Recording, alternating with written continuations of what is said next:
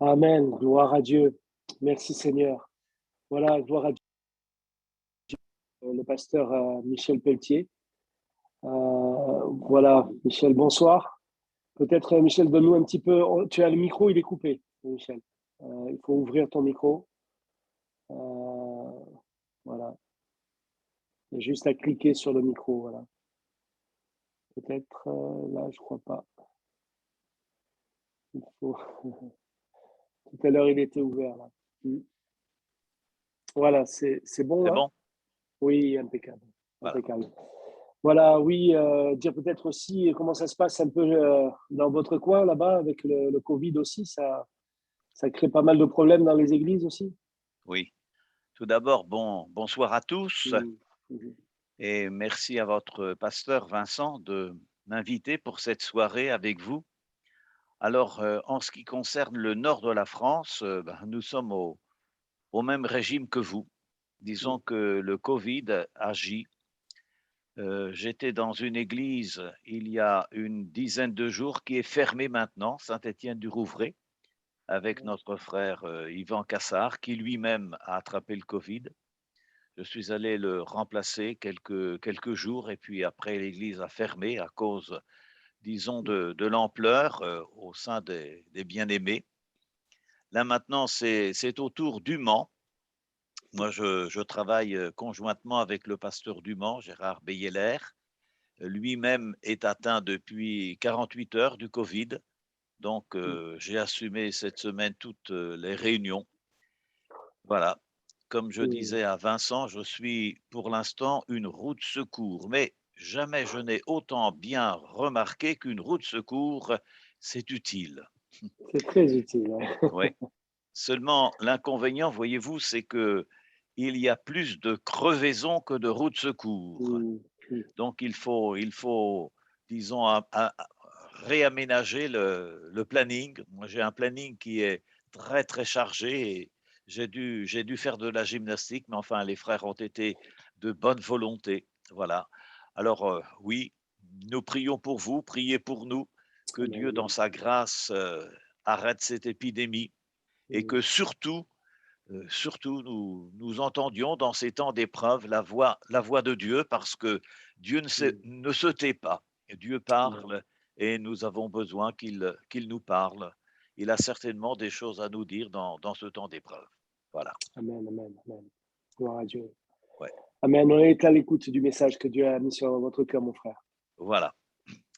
Alors, je pense que nous sommes tous des enfants de Dieu, des chers enfants du Seigneur, et que nous avons pris pour habitude d'écouter la voix du Seigneur.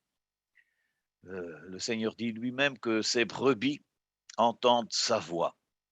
Et dans une soirée comme celle-ci qui nous réunit, eh bien, nous souhaitons entendre la voix du Seigneur afin que cette réunion terminée, on ait reçu quelque chose.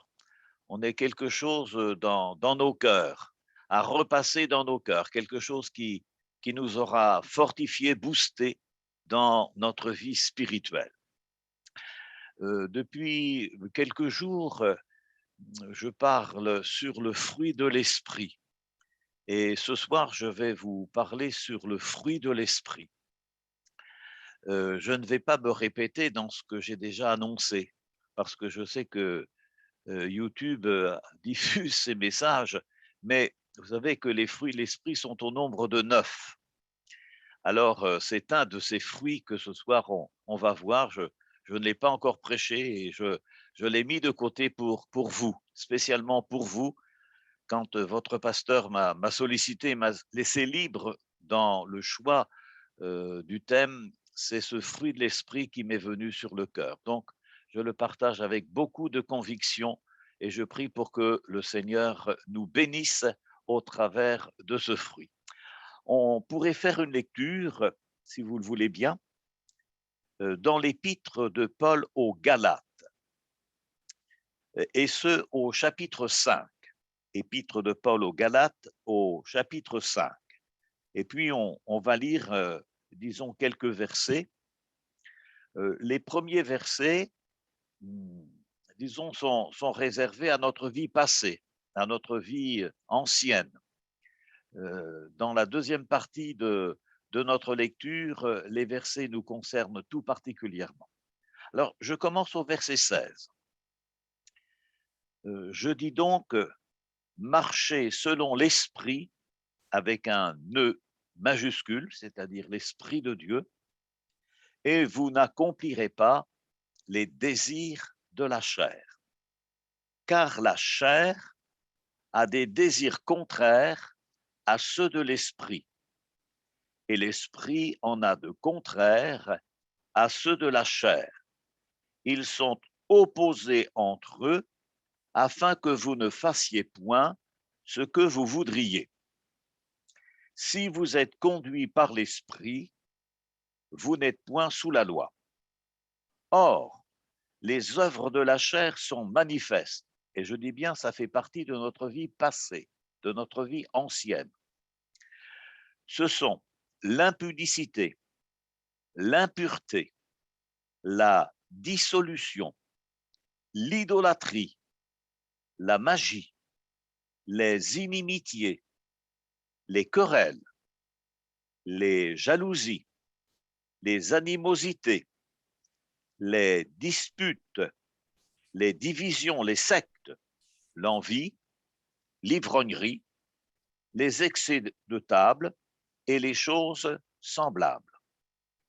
Je vous dis d'avance, comme je l'ai déjà dit, que ceux qui commettent de telles choses n'hériteront point le royaume de Dieu, à moins qu'ils ne se repentent, bien sûr. Mais le fruit de l'esprit, c'est l'amour, la joie, la paix, la patience, la bonté, la bénignité, c'est-à-dire la bienveillance, la fidélité, la douceur, la tempérance. La loi n'est pas contre ces choses. Ceux qui sont à Jésus-Christ, c'est notre cas, ont crucifié la chair avec ses passions et ses désirs.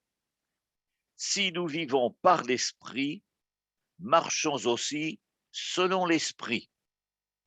Ne cherchons pas une vaine gloire en nous provoquant les uns les autres, en nous portant envie les uns aux autres. Amen. Amen parce que c'est la parole de Dieu, la parole que nous lisons, la parole que nous connaissons, la parole que nous méditons. Nous nous arrêtons donc ce soir sur le verset 22 où l'apôtre énumère ce fruit de l'esprit. Je dis bien que chacun doit porter, que chacun doit rechercher, que chacun doit avoir. Le fruit de l'esprit, c'est l'amour, la joie, la paix, la patience, la bonté, la bienveillance, la fidélité, la douceur, la tempérance. Je me suis arrêté pour cette soirée sur le troisième fruit de l'esprit, c'est-à-dire la paix. La paix, c'est un des noms donnés à Dieu. Notre Dieu est un Dieu de paix. Dans quelques-unes des épîtres, et notamment celle de Paul, celui-ci écrit tout d'abord aux chrétiens de Rome, aux chrétiens du temps de Paul, mais disons aux chrétiens de tous les temps, et pas simplement aux Romains, mais aussi aux chrétiens de toutes les nations, aux chrétiens de France, de Corse et d'ailleurs. Donc, il dit au chapitre 16 des Romains et au verset 20, il dit « le Dieu de paix ». Il le nomme ainsi parce que c'est ainsi qu'il se nomme, qu'il s'appelle. Le Dieu de paix, dit-il, écrasera bientôt l'adversaire sous vos pieds. Alors que la grâce de notre Seigneur Jésus-Christ soit avec vous. C'est plus qu'une formule, hein. C'est un vœu, l'apôtre entend que nous réalisions pleinement ceci, que la grâce de notre Seigneur Jésus-Christ soit avec nous. Et puis, Paul aura aussi l'occasion d'écrire aux chrétiens de Corinthe. Et dans sa seconde épître aux Corinthiens, au chapitre 13 et au verset 11, voici ce qu'il écrit. Au reste, frères, soyez dans la joie.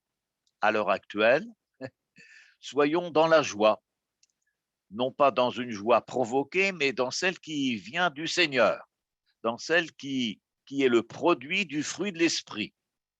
Soyez dans la joie, perfectionnez-vous, consolez-vous, ayez un même sentiment, vivez en paix. Nous y reviendrons assez abondamment dans, disons, cette étude. Vivez en paix. Nous devons vivre en paix. Nous devons connaître la paix de Dieu. Et l'apôtre ajoute, le Dieu d'amour et de paix sera avec vous. Voilà. Ayez un même sentiment. Je pense que c'est l'unité de cœur. Vivez en paix et le Dieu d'amour et de paix sera avec vous. C'est sûr que si le Dieu d'amour et de paix avec nous, le Dieu de paix et d'amour est avec nous, nous connaîtrons une grande sérénité, nous connaîtrons une grande confiance, nous serons confiants dans cette vie. Je veux encore citer une troisième parole de l'apôtre Paul.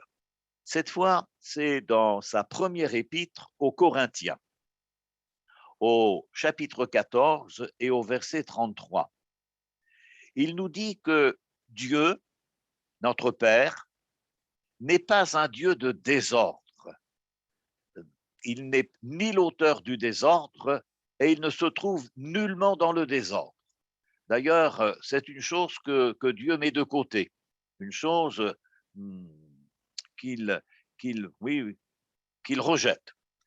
Dieu n'est pas un Dieu de désordre, mais de paix. Notre Dieu est un Dieu de paix, mes frères et sœurs. Alors la paix, fruit de l'esprit. La paix est un héritage. Nous héritons de la paix. C'est un héritage que nous laisse le Seigneur Jésus. Jésus a laissé la paix. Il a laissé sa paix. Vous connaissez tous ce passage que je vais citer dans l'évangile de Jean, au chapitre 14 et au verset 27. Jésus dit à ses disciples, et ils en avaient besoin comme nous, comme vous et moi, nous en avons besoin. Il leur dit, je vous laisse la paix. Je vous laisse la paix. Je vous donne ma paix. Je ne vous donne pas comme le monde donne, parce que cette paix-là n'est pas durable. Et il ajoute que votre cœur ne se trouble pas. Que votre cœur ne se trouble pas, ne soyez pas troublés dans le contexte dans lequel nous vivons, ou dans le contexte dans lequel vous vivez, dans la situation dans laquelle vous êtes. Que votre cœur ne se trouble point et ne s'alarme pas. Je vous laisse la paix. Il faut croire que ce soir, Jésus nous laisse sa paix. Jésus passe et il nous fait un cadeau extraordinaire. Il nous laisse la paix. Il met de côté pour nous et pour chacun d'entre nous, il met la paix. Je vous donne ma paix, ma paix. Ça, c'est extraordinaire, surtout non seulement dans la promesse, mais c'est fabuleux dans le vécu. Dans l'évangile selon Luc, au chapitre 24 et au verset 36, Jésus va retrouver ses disciples alors qu'ils ont passé des temps très troubles, des temps difficiles. Ils n'ont pas toujours compris les moments par lesquels ils sont passés et à passer leur maître. Et voilà, Jésus leur apparaît et il leur parle. alors qu'ils se présentent au milieu d'eux et qu'ils sont troublés. Ils sont troublés au plus profond d'eux-mêmes. Et quand Jésus se présente à eux, il se présente ainsi: la paix soit avec vous. Quand on a un face-à-face avec le Seigneur comme maintenant, le Seigneur ne peut pas nous saluer autrement que par, disons, cette formule: la paix soit avec vous. La paix soit avec toi, mon frère. La paix soit avec toi, ma sœur. La paix soit avec chacun d'entre nous. La paix du Seigneur. Dieu permette que la paix grandisse en chacun de nous, que ce ne soit pas un petit fleuve, mais vraiment un fleuve abondant. Nous avons besoin, et nous l'évoquions en ce début de réunion, nous avons besoin dans cette période de trouble, et nous sommes troublés par ce qui arrive et ce que nous traversons, et ce depuis des mois, des années voire. Nous avons besoin dans cette période de trouble de paix, mais d'une vraie paix, de celle qui vient du Seigneur, de celle que le Seigneur veut mettre dans nos cœurs. Je ne sais pas si vous vous rappelez d'un de nos chants. C'est un ancien cantique. Moi, j'ai chanté ça quand j'étais très jeune, mais je me souviens du refrain qui dit ô la paix que Jésus donne. Je ne la connaissais pas. Tout sur mon chemin rayonne depuis qu'il conduit mes pas. Ce n'était pas le cas avant, mais voilà, tout sur mon chemin rayonne depuis qu'il conduit mes pas.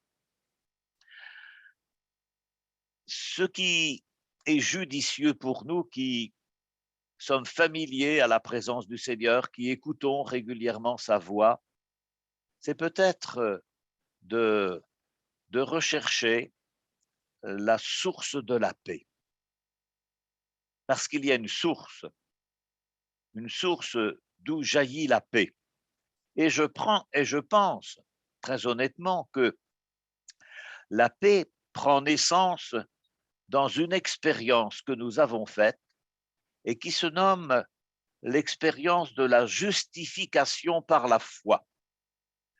Nous sommes pardonnés par le Seigneur Jésus et il est lui-même notre justification. L'apôtre Paul, entre autres, le rappelle dans son épître aux Romains, au chapitre 5 et au verset 1er. Il dit: étant donc justifiés par la foi, nous avons la paix avec Dieu par notre Seigneur Jésus-Christ. Romains, je ne sais pas si j'ai donné la référence, Romains chapitre 5, verset 1er. Donc, la paix prend naissance dans l'expérience de la justification par la foi. Nous sommes sauvés, Dieu soit loué, on peut dire Alléluia. Nous sommes sauvés non pas par nos mérites, nous sommes sauvés non pas par nos œuvres, mais nous sommes sauvés par la foi dans le don de Jésus à la croix. Le Seigneur nous a fait un immense cadeau en pardonnant nos péchés. J'espère que vous appréciez ce cadeau. Nous ne pouvions pas avoir un plus beau cadeau de la part du ciel que celui du pardon de nos fautes, de nos péchés, de toutes nos transgressions. Paul, cette fois, va écrire aux chrétiens d'Éphèse, au chapitre 1er et au verset 2, ceci, il dit que la grâce et la paix vous soient données de la part de Dieu notre Père et du Seigneur Jésus-Christ. Je prononce cette bénédiction, mes frères et sœurs, je la prononce ce soir pour chacun d'entre nous, pour chacun d'entre vous, que la grâce et la paix vous soient données de la part de Dieu, notre Père, et du Seigneur Jésus-Christ. Quelle grâce, quelle bénédiction. Je pense que comme moi, vous réfléchissez beaucoup et parfois, notre esprit est un champ de bataille. Hein? Notre esprit est un champ de bataille. Nous avons toutes sortes de réflexions qui pointent et parfois ça s'embrouille dans notre esprit. Et là, nous avons certainement besoin de sérénité, nous avons besoin de paix, nous avons besoin de ce fruit de l'esprit, la paix. Alors que pour que notre esprit puisse bénéficier de la paix, nous devons nous tourner vers les choses de l'esprit. Il n'y a pas de secret, disons, pour l'enfant de Dieu. L'apôtre Paul dira aux chrétiens de Rome, toujours au chapitre 8 et au verset 6, l'affection de la chair, ceux qui prennent soin de la chair, qui vivent pour la chair, l'affection de la chair, dit-il, c'est la mort. Ça aboutit à la mort. Tandis que l'affection de l'esprit, c'est la vie et la paix. Ce qui se traduit comme ceci. Si je me laisse attirer vers le bas, les choses qui nourrissent ce monde vont m'asphyxier. Ces choses-là vont me tuer. Par contre, si je me laisse attirer vers le haut, vers, disons, les choses d'en haut, le ciel va m'envahir et je vais être réellement libre. C'est pourquoi nous avons lu dans l'épître aux Galates tout à l'heure, dans notre lecture, non, peut-être nous ne l'avons pas lu, mais je vous le cite, l'apôtre dit que ceux qui vivent selon la chair ne sauraient plaire à Dieu. Pour vous, dit-il, vous ne vivez pas selon la chair, mais selon l'esprit, si du moins l'esprit de Dieu habite en vous. Si l'esprit de Dieu habite en nous, si le fruit de l'esprit est en nous, assurément, nous sommes forts, nous sommes riches, nous sommes réconfortés, nous jouissons de la paix. Alors, il y a deux moyens importants, et ça, je voudrais vous les faire découvrir si vous ne les connaissez pas encore. Il y a deux moyens importants pour garder notre esprit dans la paix de Dieu. Tout d'abord, il faut ajouter ceci, c'est que nous devons apporter toute chose à Dieu par la prière et avec action de grâce, en le remerciant d'écouter et d'exaucer notre intercession. Apporter toute chose à Dieu par la prière. L'apôtre Paul écrit encore aux Philippiens, chapitre 4, versets 6 et 7. Écoutez bien parce que ça nous concerne tous et peut-être quelqu'un plus particulièrement. Il dit, ne vous inquiétez de rien. Oh, ça c'est quelque chose qui nous fait relever la tête. Hein. Là, on fait attention parce que des inquiétudes, on en a connu, on en connaît, peut-être qu'on en connaîtra encore. Or, l'Écriture nous dit, ne vous inquiétez de rien. Rien, c'est rien. En toute chose, dit-il, faites connaître vos besoins à Dieu par la prière et des supplications avec des actions de grâce. Et vous savez ce que l'apôtre ajoute, c'est fabuleux, il ajoute ceci, et la paix de Dieu qui surpasse toute intelligence, tout ce que l'on pense, tout ce que l'on cogite, et la paix de Dieu qui surpasse toute intelligence gardera vos cœurs et vos pensées en Jésus-Christ. Eh bien, ça c'est une parole que je voudrais vous laisser, mes frères et sœurs, ce soir. À nous qui étudions le fruit de la paix, à nous qui recherchons le fruit de la paix. Ne vous inquiétez de rien dans votre situation actuelle, dans ce que vous connaissez, dans ce que vous traversez, dans ce que vous subissez. c'est une parole de Dieu pour vous, peut-être pour toi.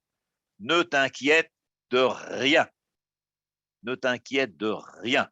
Mais en toute chose, eh bien, fais connaître à Dieu tes besoins par des prières et des supplications. Je crois qu'il y a aussi cette manière d'aimer la parole de Dieu. Je pense que nous l'aimons, la parole de Dieu. Elle est exceptionnelle. C'est le livre de vie, c'est le livre dans lequel nous entendons particulièrement la voix de Dieu. La parole, c'est ce qui nous nourrit, nous nourrissons nos âmes quotidiennement et plusieurs fois par jour de la parole de Dieu. Eh bien, aimer d'une manière pratique la parole de Dieu est pour nous d'un immense bénéfice. Le psalmiste, dans le psaume 119 et au verset 165, écrit « Il y a beaucoup de paix pour ceux qui aiment ta loi. Il ne leur arrive aucun malheur. » Peut-être vous n'avez pas bien pris note de ce verset, mais s'il vous plaît, notez-le. C'est dans le psaume 119 au verset 165. Il y a beaucoup de paix pour ceux qui aiment ta loi, pour ceux qui aiment ta parole. Il y a une paix qui se dégage, il y a une paix qui s'installe, il y a beaucoup de paix pour ceux qui aiment ta loi et il ne leur arrive aucun malheur. Ça, c'est comment dirais-je, c'est un moyen important pour garder notre esprit dans la paix de Dieu. Il y a un autre moyen que je voudrais aussi évoquer, c'est la paix que l'on trouve dans la maison de Dieu, qui s'appelle l'Église. L'Église, c'est la plus belle des institutions qui soit. Ce n'est pas une institution humaine, c'est l'institution divine. L'Église, c'est le corps de Christ, dont nous sommes chacun membres. La paix de Dieu est un héritage de notre vie commune avec et dans l'Église. Quand l'apôtre Paul s'adresse aux chrétiens de Colosse, au chapitre 3 et au verset 15, il écrit ceci, que la paix de Christ, à laquelle vous avez été appelés pour former un seul corps, l'Église, règne dans vos cœurs. Et pour cela, soyez, dit-il, reconnaissants que la paix de Christ à laquelle vous avez été appelés pour former un seul corps règne dans vos cœurs et soyez reconnaissants. Pour conserver la paix que nous chérissons, que nous serrons, disons, particulièrement dans cette soirée sur nos cœurs, pour conserver la paix dans l'Église, nous devons éviter à tout prix les controverses.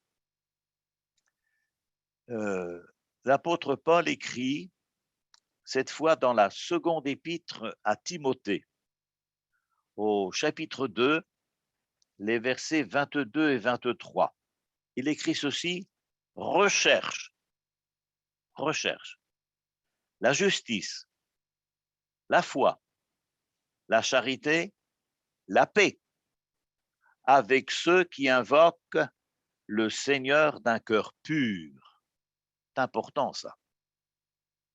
Alors, il va, et ce n'est pas une parenthèse, il va dire, parce que ça se passait du temps de Paul, comme ça s'est passé de tous les temps, et là, ça peut se passer aussi au milieu de nous. Il dit, repousse les discussions folles et inutiles, sachant qu'elles font naître des querelles. Eh bien oui,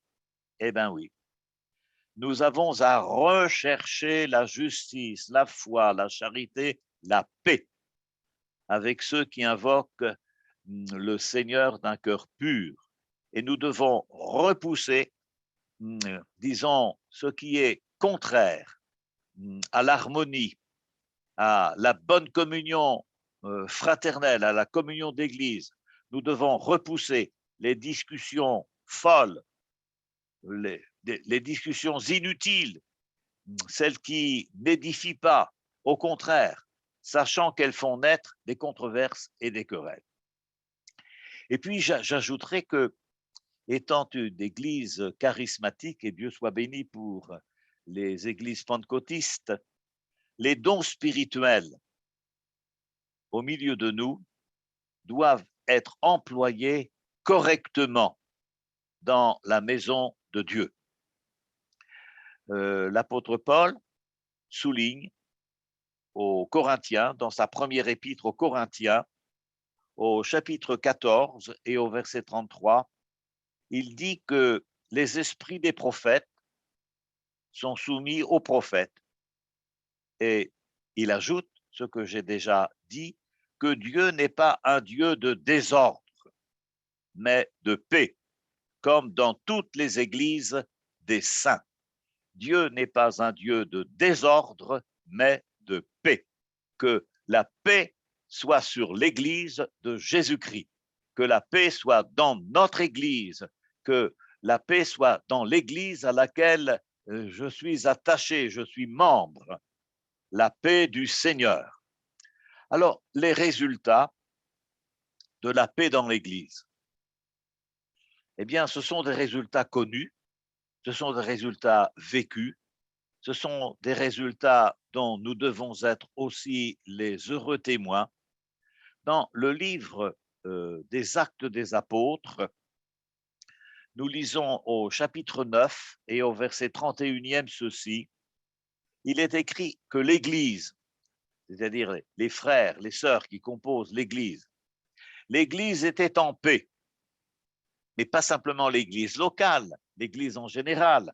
L'Église était en paix dans toute la Judée, dans la Galilée et dans la Samarie. L'Église s'édifiait, elle marchait dans la crainte du Seigneur et elle s'accroissait par l'assistance du Saint-Esprit. L'Église était en paix. Je souhaite que l'Église encore se soit en paix, que vous soyez en paix, que vous soyez en paix dans toute l'Église de la Corse. Je souhaite que vous puissiez marcher, vous édifier.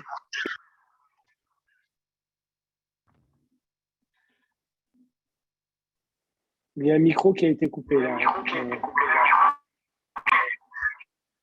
On ne vous entend plus, frère. Votre micro a été coupé. Voilà. Vous m'entendez? Voilà, là c'est bon. Ouais. Ah. C'est bon. Qui a fait une farce là? C'est moi? Peut-être. Alors j'en étais où? Est-ce que vous avez entendu la citation de Acte 9:31? Vous l'avez entendu? Oui, d'accord. Donc, si vous voulez, ce soir, j'ai été un petit peu bavard, mais je vais conclure comme ceci. La paix, fruit de l'esprit, est indispensable à tout croyant. Cette paix m'est indispensable en tant que serviteur de Dieu. Et puis, cette paix est indispensable à l'Église. C'est réconfortant pour un berger de pouvoir témoigner que son Église est en paix, que l'Église connaît la paix.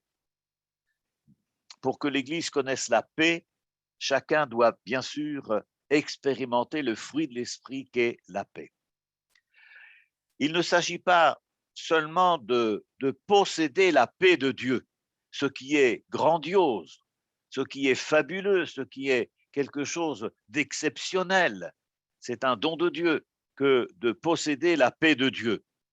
Mais quand on possède la paix de Dieu, il s'agit de la donner. Je veux être un enfant de paix. Je veux communiquer la paix, ceux avec lesquels je vis. Dans ma famille, je veux communiquer la paix. Parmi mes bien-aimés, je veux communiquer la paix. Je veux être un agent de paix. Je veux que la paix soit ressentie. Je veux que la paix soit saisie. Je dois répandre la paix. Je dois donner la paix. C'est pourquoi le fruit de l'esprit est indispensable pour nous-mêmes, pour notre propre équilibre, pour notre propre vie spirituelle. Mais ce fruit de l'esprit, il est utile aussi pour l'autre. Il est aussi utile pour le frère, pour la sœur. Il est utile pour l'inconverti. L'inconverti, il faut que l'inconverti se sente bien, en sécurité, quand il est avec nous, quand il converse avec nous. Il faut qu'il sente que nous avons quelque chose dont il a besoin. Oui, la paix, fruit de l'esprit, est indispensable. Et je terminerai sur, disons, un extrait du beau sermon de Jésus que l'on appelle le sermon sur la montagne. Terminerai avec, disons, ce passage quand il dit « Heureux ceux qui procurent la paix, heureux ceux qui procurent, qui donnent la paix, car ceux-là seront appelés fils de Dieu. » Jésus est l'auteur de la paix. Dieu est un Dieu de paix. Je suis un enfant du Seigneur. Je dois connaître la paix. Je dois avoir la paix. Je dois procurer la paix.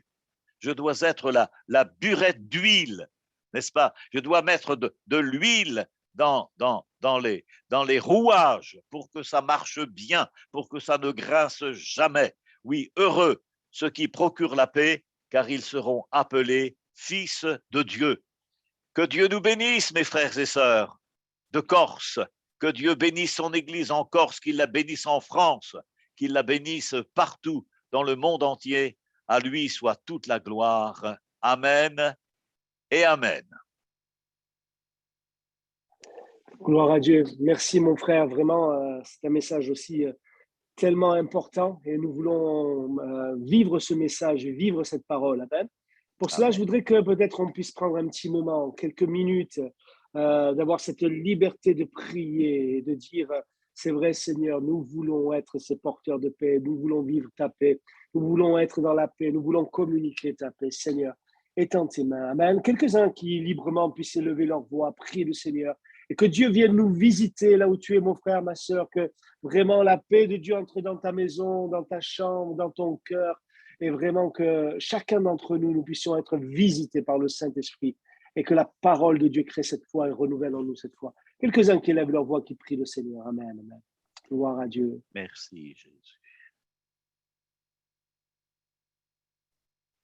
Merci. Seigneur, mon Dieu, sois béni, sois loué pour ce magnifique message. Seigneur, ce sont des vérités que nous connaissons et merci de les rappeler à notre cœur. Seigneur, s'il te plaît, fais de nous ces artisans de paix, des femmes et des hommes de bons conseils, mon Dieu. C'est ma prière, Seigneur, pour nous-mêmes, pour mes frères et sœurs, pour ton Église, mon Dieu, afin que nous voyions, Seigneur, de grandes choses. Béni soit ton nom, Père. Amen.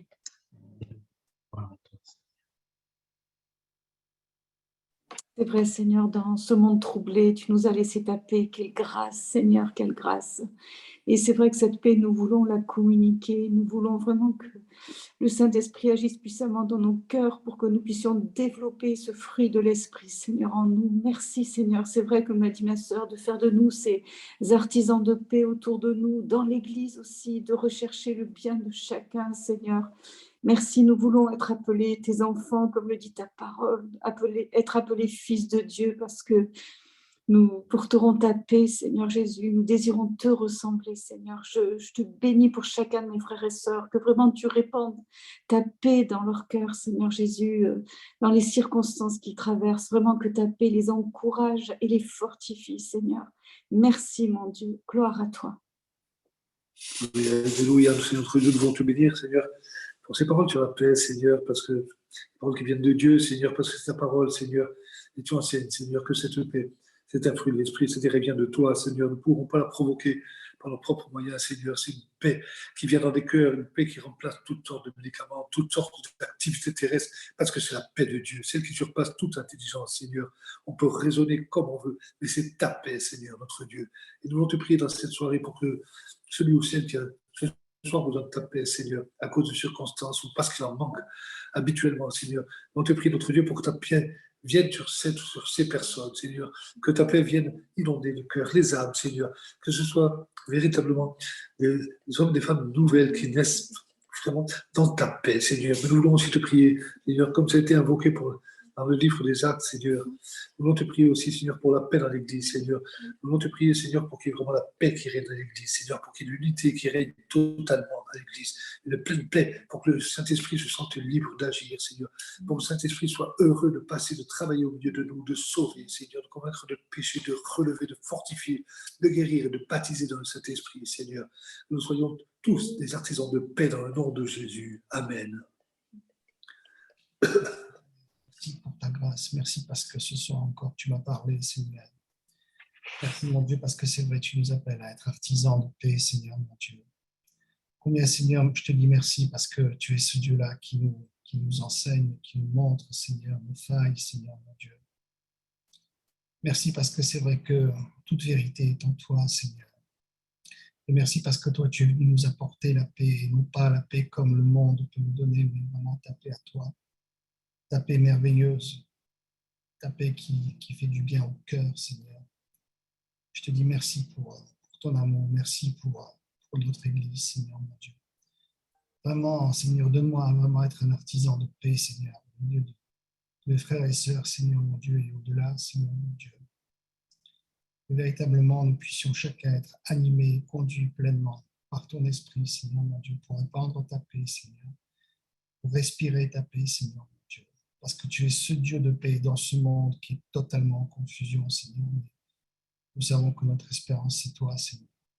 Merci, mon Dieu, pour ta grâce. Merci pour ton amour. Je suis alléluia.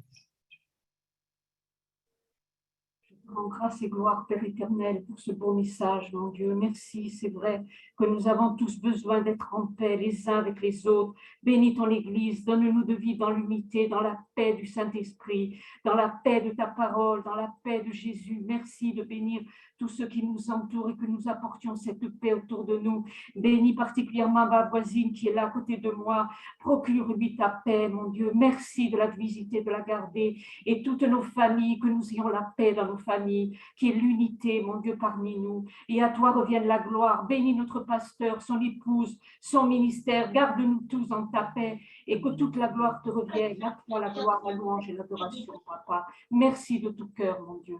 Gloire à toi. Alléluia. Alléluia. Oh, et c'est vrai, Seigneur, merci pour ce message. Merci, Seigneur, pour la paix que tu nous donnes dans des situations où des fois on ne sait plus où regarder, où des fois on se retrouve face à un mur et que malgré tout, on arrive à se retrouver avec la paix et que même des fois c'est contagieux et des fois même ça suscite des questions autour de nous. Et vraiment, Seigneur, je te remercie parce que elle vient pas de nous, c'est vrai. Et rien sur cette terre ne peut nous apporter la paix que toi tu nous donnes, Seigneur. Et ce soir, Seigneur, je voudrais que vraiment tu apportes la paix dans nos cœurs et particulièrement aux personnes, Seigneur, qui ont du mal, Seigneur, qui essayent de trouver la paix dans certaines solutions, Seigneur, que le monde propose, Seigneur. Mais vraiment, Seigneur, je te prie que tu puisses travailler les cœurs et que vraiment tu puisses montrer que la vraie paix, elle vient de toi, Seigneur. Et vraiment, Seigneur, qu'on puisse tous lâcher prise, vraiment lâcher prise de ce qui nous retient ou ce qui nous met dans la culpabilité et ce qui nous empêche de nous approcher de toi et ce qui nous empêche de recevoir ta paix, Seigneur. Mais vraiment, Seigneur, tu puisses, Seigneur, que tu puisses faire tomber nos cœurs, Seigneur, que vraiment on puisse avoir un lâcher prise total et que tu puisses nous remplir de ta paix, Seigneur. Je te prie pour ça, Seigneur, au nom de Jésus, pour mes frères et sœurs. Amen. Seigneur, je vais également te louer pour la paix que tu nous donnes, Seigneur, en abondance. Parce que partout où tu nous établis, Seigneur, dans nos familles, Seigneur, ou sur notre travail, c'est cette paix qui surpasse toute intelligence qui pourra toucher les gens, on pourra témoigner d'une paix qui est différente de ce qu'ils peuvent expérimenter, Seigneur, par rapport à ce qu'on vit. Le chrétien n'est pas épargné, mais cette paix, en tout cas, Seigneur, touche les gens parce que nous sommes à part, Seigneur, et que nous sommes nous pouvons évacuer, Seigneur, nous pouvons avancer, Seigneur, avec cette paix parce qu'elle nous protège, elle nous garde, Seigneur Jésus, et elle surprend les gens, bien souvent dans la situation que nous vivons. Bien souvent, cette paix qui surpasse les gens surprend les gens et c'est toujours un bon témoignage pour les gens qui nous entourent, Seigneur, dans nos familles, Seigneur, parmi nos collègues, Seigneur Jésus. Et je te loue pour cela, Seigneur. Merci pour ce bon message de ce soir, Seigneur. Je te loue, Seigneur. Amen.